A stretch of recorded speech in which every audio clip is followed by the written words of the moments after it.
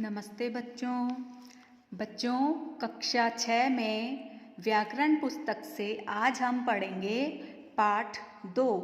पाठ का नाम है वर्ण विचार।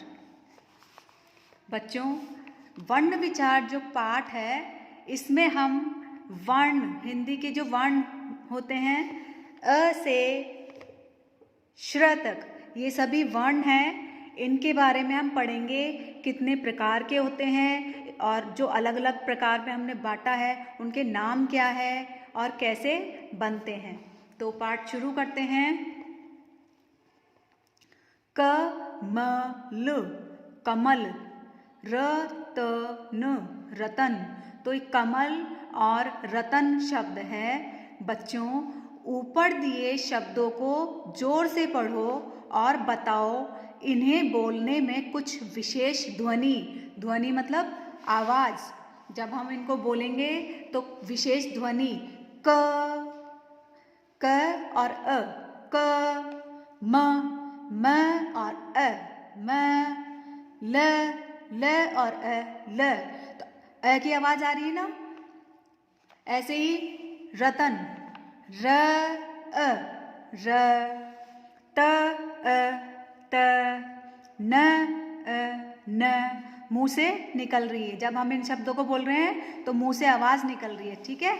अलग अलग आवाज हमको सुनाई दे रही है, वो क्या है? ध्वनि, ठीक है। इन ध्वनियों के मेल से कमल और रतन शब्द बने हैं। जो अलग अलग टुकड़े करके हमने ये पढ़े ना, इनको बोलते हैं ध्वनि। और जब हम इनको मिला के एक साथ बोलेंगे तो बनेगा कमल और रतन, ठीक है। अब क आधा है, क के नीचे आपको लाइन दिखाई दे रही है, डंडी, इसको बोलते हैं हलंत। जब किसी वर्ण के नीचे ऐसी आड़ी रेखा होती है उसको बोलते हैं हलंत। तो ये जो वर्ण होते हैं वो आधे होते हैं, ठीक है। और जब इसमें अ मिल जाएगा ना तब बन जाएगा पूरा क, ठीक है। ऐसे ही र है, ये भी आधा है, जब इसमें अ मिला देंगे तो बन जाएगा र, इस तरीके से, ठीक है। तो क और र के और टुकड़े नहीं हो सकते। अभी हम देख रहे हैं ना, ये आधा क है और आधा र है। अब ये सबसे छोटा रूप है वर्ण का, ठीक है। और इससे ज़्यादा छोटा बिल्कुल भी नहीं हो सकता है, ठीक है। तो भाषा की सबसे छोटी ध्वनि को वर्ण कहते हैं। ध्वनि मतलब आवाज, जब हम मुंह से बोलते हैं आवाज निकलती है ना, उसको बोलते हैं ध्वनि। तो भाषा की सबसे छोटी ध्वनि को वर्ण कहते हैं, जिसके और टुकड़े नहीं किए जा सकते। ये इसका सबसे जो छोटा रूप है यही है, इसके और टुकड़े नहीं कर सकते हैं। और र प्लस अ, र, त अ, त आदि, ठीक है।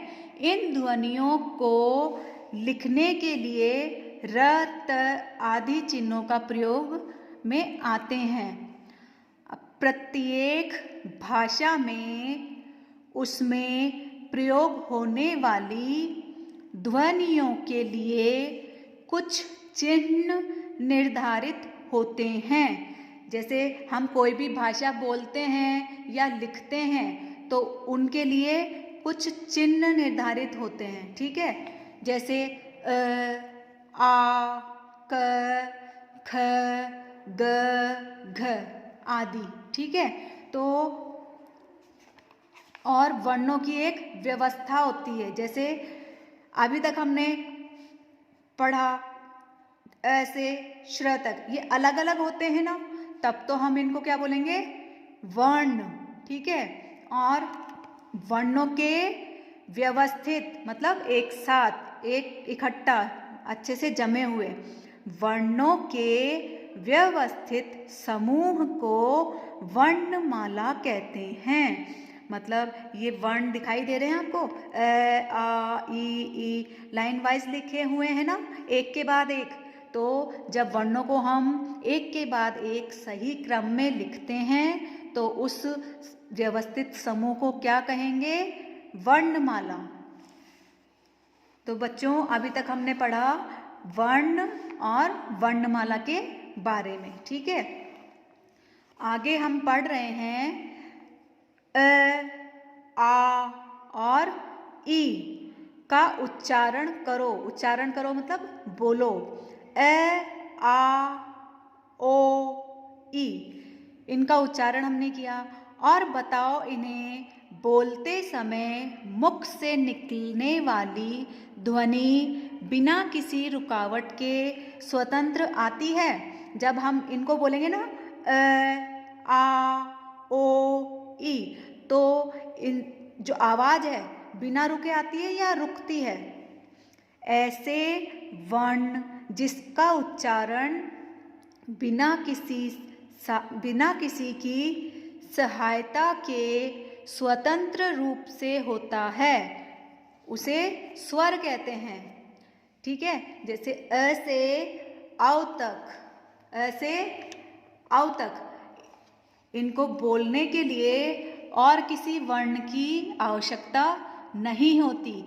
तो ऐसे जो वर्ण होते हैं ऐसे औ तक, इनको हम क्या कहते हैं? स्वर कहते हैं, ठीक है। और जो स्वर है इनकी संख्या कितनी होती है?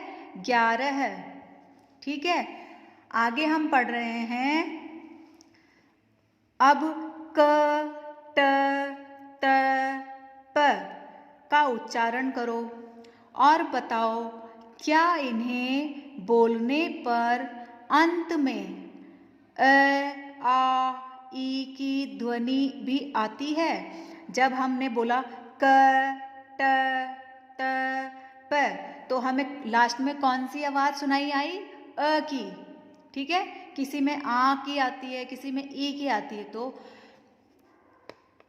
क, अ, क, ट, आ, टा, ठीक है। यह तुम जानते हो कि अ, आ, ई स्वर है। स्वर मतलब इनको बोलने के लिए किसी और व्यंजन की जरूरत नहीं होती है, और इनको हम बोलेंगे तो हमें वही सुनाई आएगा जो हम बोल रहे हैं, अ, आ, ई। लेकिन जब हमने बोला ना क, ट, त, प, तो इनको बोलने पे हमको लास्ट में कौन सी आवाज आ रही है? अ की।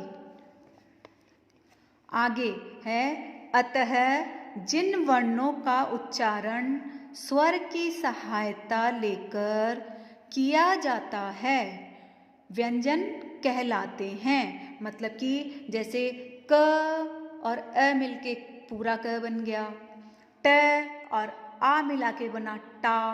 तो जब स्वर के साथ व्यंजन मिल जाते हैं तब हम उसको सही से उच्चारित कर लेते हैं। तो व्यंजन का उच्चारण स्वर की सहायता से किया जाता है। और हिंदी में इनकी संख्या कितनी होती है? 33। यहाँ पे 25 लिखा हुआ है ना, वो गलत है, ठीक है। व्यंजन कितने होते हैं? 33, 33।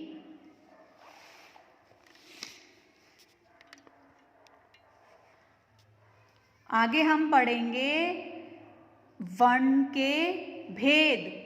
तो वर्ण के भेद कितने होते हैं? 2। वर्णों को 2 भागों में बांटा गया है। पहला कौन सा हो गया? स्वर, मतलब वाउल। इंग्लिश में वाउल होते हैं ना, ए, ई, आई, ओ, यू। इनको मिला के ही कोई भी स्पेलिंग बनाते हैं, इनके बिना कोई स्पेलिंग नहीं बन सकती है। उसी तरह हिंदी में क्या होते हैं? स्वर। इनका नाम क्या है? स्वर। स्वर को और व्यंजन को मिला के ही हम शब्द बनाते हैं, ठीक है। तो हिंदी में स्वर कितने होते हैं? 11 है, अ से औ तक। और व्यंजन क से ज्ञ तक, इनकी संख्या होती है 33, 33। आगे हम पढ़ रहे हैं स्वर वाउल के बारे में। तो हिंदी में स्वर कितने हैं? 11 है। ए, आ, ई, उ, ऊ, री, ए आई ओ औ। तो कितने हो गए ये? 11 है। आगे हम पढ़ते हैं स्वर के प्रकार।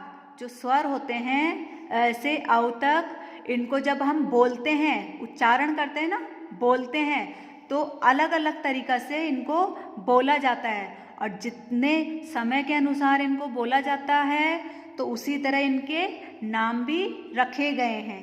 जैसे अ इ उ का उच्चारण करो और फिर आ ई उ ए आई ओ औ का उच्चारण करो। ठीक है, तो आ ई उ के उच्चारण में अ ई उ रि से अधिक समय लगता है। ठीक है, तो उच्चारण में मतलब बोलने में लगने वाले समय के अनुसार स्वर के 3 भेद होते हैं। जब हम इन स्वरों को बोलते हैं तो बोलने में जितना समय लगता है ना, उसके अनुसार इनको हमने 3 भागों में बांटा है। जिनका उच्चारण कम समय में होता है उन्हें ह्रस्व स्वर कहते हैं। ह्रस्व मतलब छोटा या कम। अब जैसे हम बोलेंगे अ इ उ रि, तो ये क्या है? ह्रस्व स्वर। अब हम बोलेंगे नेक्स्ट, जिनके उच्चारण में ह्रस्व स्वर से दुगना समय लगता है, मतलब कि ह्रस्व स्वर से ज़्यादा, उन्हें दीर्घ स्वर कहते हैं, मतलब कि बड़ा। जैसे आ ई उ री ए आई ओ औ। इनको बोलने में दुगना समय लगा, इसलिए इनको बोलते हैं दीर्घ स्वर। अंत में हम पढ़ेंगे उच्चारण में ह्रस्व से तिगुना मतलब 3 गुना समय लगता है। ऐसे वर्ण जिनको बोलने में ह्रस्व और दीर्घ से भी ज़्यादा समय लगता है, 3 गुना, उसे बोलते हैं प्लुत स्वर। मतलब कि जैसे हम बोलेंगे ओम, भेया, नैया, तो इनमें बहुत ज़्यादा टाइम लग रहा है ना, इसीलिए हम इनको बोलेंगे प्लुत स्वर। तो हमने क्या सीखा? स्वर के भेद, ह्रस्व स्वर, दीर्घ स्वर, प्लुत स्वर। ठीक है, तो बच्चों इस वीडियो में हम यहीं तक पढ़ेंगे। आगे का जो चैप्टर है हम नेक्स्ट वीडियो में पढ़ेंगे। तो आप इस वीडियो को देखिए, सुनिए, समझिए और उसके बाद में जो मैंने पढ़ाया है उसका अपनी बुक में वापस उसको रिवाइज कीजिए। ठीक है।